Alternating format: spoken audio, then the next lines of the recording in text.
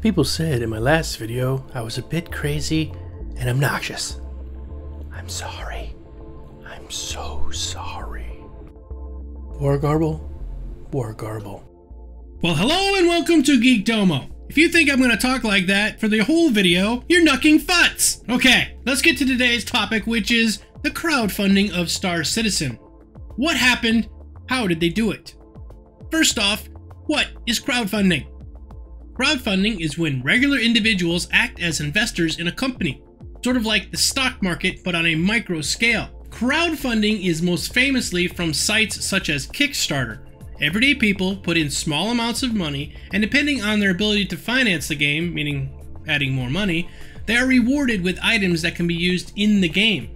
With Star Citizen, the more money you put in, the better the perks, such as better ships, hangars, and more goodies. Before we go into how this is just so awesome, we first have to talk about how games are normally developed. Games start out this way. In a normal game development, developers have to go to an investor or a producer.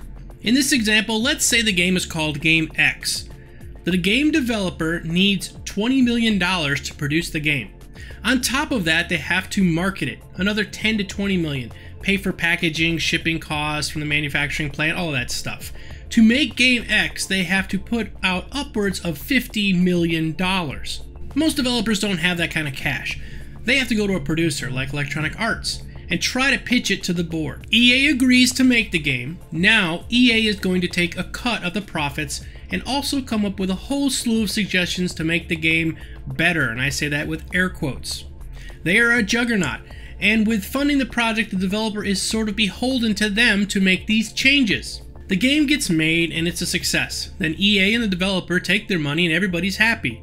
If it bombs, EA and the developer take a hit, and the likelihood of that developer ever going back to EA with another project is pretty much out the window. So what's so special about Star Citizen's crowdfunding? Initially, Chris Roberts went to make this game with a two-part method. First part, crowdfund it up to about $2 million, and then take that amount to the investors and say, see, people want this game. The investors would then be like EA and risk their money. Because they risked it, they would be entitled to make suggestions. You know, Chris, I really think a pink ship is what pirates want. Because they fronted all the money, he would have to take the suggestion and somehow implement that into the game. Star Citizen has blown way past the first part of that two-part method. He blew over the $2 million goal and just kept on going. So he decided, let's just keep going and see how long we can do this. Star Citizen exceeding that $2 million goal, and as of right now raised over $18 million. This leaves the development team open to develop the game they want to. At each tier of the million, they have unlocked new features only available to people at that tier or before. Long-term investors will reap the greatest rewards. It's also important to note that the rewards you get as an investor are worth a huge load of credits in the game. For example, if you donate $25, you will be rewarded by receiving an Aurora ship in your hangar. Current estimates are that this ship will cost about 75,000 credits in the game when it's released. Currently, it is guessed that $1 will get you 1,000 credits. At that rate, future purchases of an Aurora will cost $75 of real money. Pledgers get ships very cheaply now compared to later. That leads me to an interesting point, and something that is very, very sticky. It is pay to win. Cash amps and pay to win is going to have to be an entirely different episode all by itself. It is a very charged, controversial subject, which I am not afraid of covering, but I think it's beyond the scope of what we were talking about today. As it stands, this game might go down in history as the first AAA game to ever be 100% crowdfunded. If you're at all interested in this game, I suggest that you right now go over and pledge some amount of money in the game. Because if you're thinking about, well, I'll just wait till later and I'll buy some ships or something later on, you might be paying significantly more than we are as early investors. Okay, Mr. Geekdomo, you have piqued my interest and I want to join the revolution right now. Fine, let's go over some of the things that you can purchase right now and pledge to support this game at different levels depending on how much money you got in your wallet. There are many different ways that you can fund this game. We'll cover each one of them and talk about what you get for each. First one that you can jump into is the $30 Digital Scout. And you get an Aurora MR, a discount starting hangar, you get 1,000 credits, a Star Citizen digital download, 2 months of insurance, Star Citizen manual and the Squadron 42 digital download. You do not, however, get alpha or beta access with this particular one.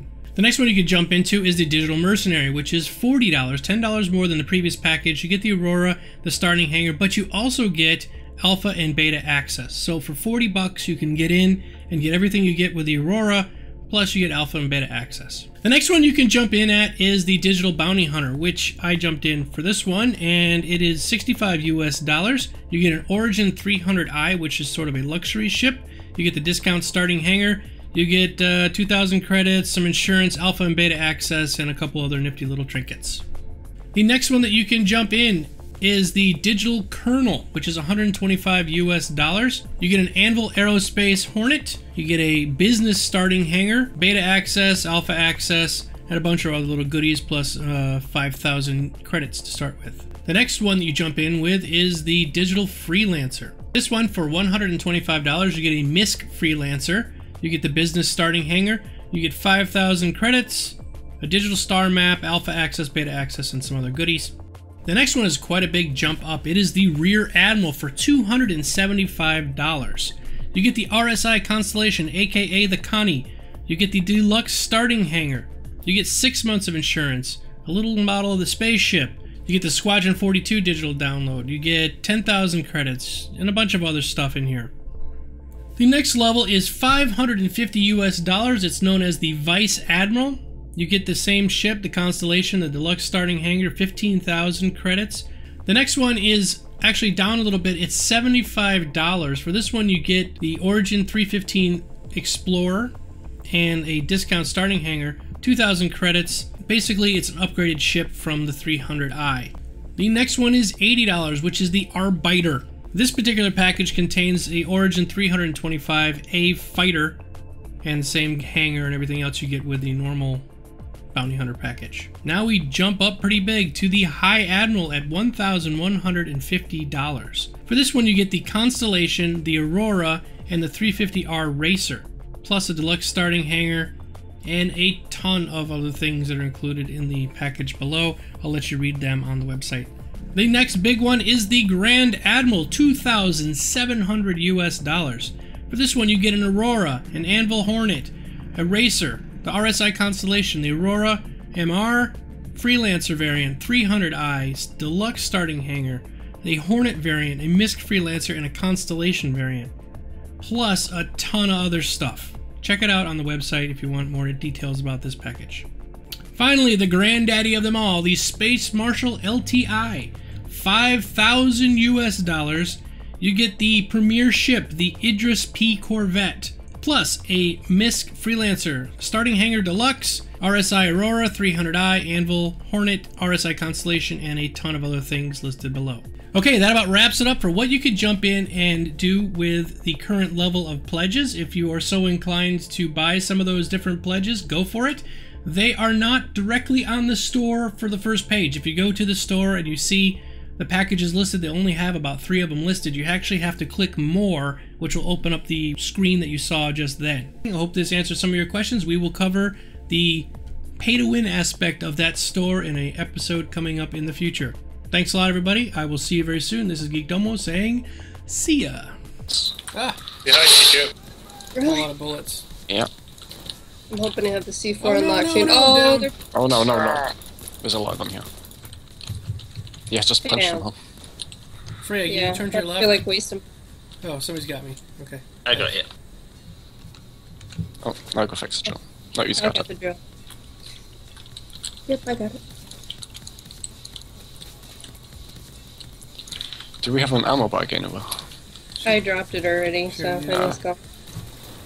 So it's used up. Heavy you guys coming through the door. I'm here. I didn't even grab any ammo. Yeah.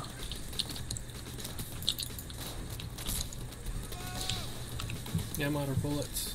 Ammo! Ammo! I just used to have ammo that I killed the guys for. SWAT's on the side. I hate you so much.